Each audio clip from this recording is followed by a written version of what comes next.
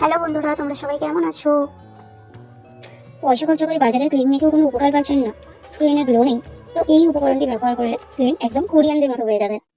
বাড়িতে থাকা 4টি জিনিস দিয়েই আমরা এই ক্রিমটি বাড়িতেই বানিয়ে নেব। তো প্রথমে একটি মিক্সিং জারে 4 টুকরো টমেটো নিয়েছি, এক টুকরো হলুদ নিয়েছি, একটি লেবুকে 4টি ভাগে ভাগ করে 4 টুকরো করে নিয়েছি এবং 1 ঘন্টা ধরে ভিজিয়ে রেখেছিলাম চালকে। নর্মাল চাল, যে কোনো চাল হতে পারে। সেই চালটি ছেঁকে রাখার পর আমি সেটিকে ব্যবহার করলাম। ভালো করে পেস্ট করে নেব। পেস্ট করার পর একটি বাটিতে ছাঁকনি দ্বারা আমি এটিকে ছেঁকে নেব। তো সুন্দরভাবে ছেঁকে নেবো যাতে কোনো ডালা টালা না থাকে। আমি শুধু রসটা ব্যবহার করবো, তো ভালোভাবে ছেঁকে নিচ্ছি রসটাকে। তো দেখতেই পাচ্ছি এরকম একটা রস এসে গেছে। এতে আমি 2 চামচ লিকুইড দুধ ব্যবহার করছি, কাঁচা দুধ ব্যবহার করছি। তো দুধের জায়গায় আমরা এখানে দইও ব্যবহার করতে পারি। এরপরে দিয়ে দেবো 1 চামচ বেসন। বেসনটাকে ভালো করে মাখিয়ে নেবো। সুন্দরভাবে মিশিয়ে গেলে এবার আমি এটাকে ব্যবহার করতে পারবো।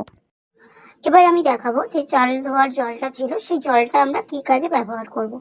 তো তার জন্য প্রথমেই আমি চাল ধোয়া জলেতে একটি কটন বল নিয়েছি। সেই কটন বল ডুবিয়ে ভালোভাবে আমরা মুখটা পুরোটাই ওয়াশ করে নেবো। তো চোখের গোড়া যেখানে যেখানে কালো কালো স্পট আছে সেই জায়গাগুলো ভালো করে ক্লিন করে নেবো। পুরো মুখটাই ক্লিন করে নেবো। করে নেওয়ার পরে আমি যেই হলুদে রেমেডিটা বানিয়েছিলাম, যে ক্রিমটি বানিয়েছিলাম, সেটা পুরো মুখে অ্যাপ্লাই করব।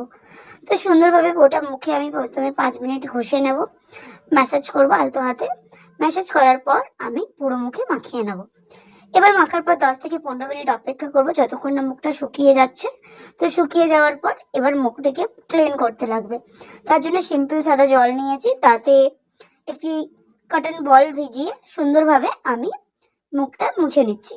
তো পুরো মুখটাই মুছে নিয়েছি। এবার দেখতেই পাচ্ছ রেজাল্ট তোমাদের সামনেই। Bye bye.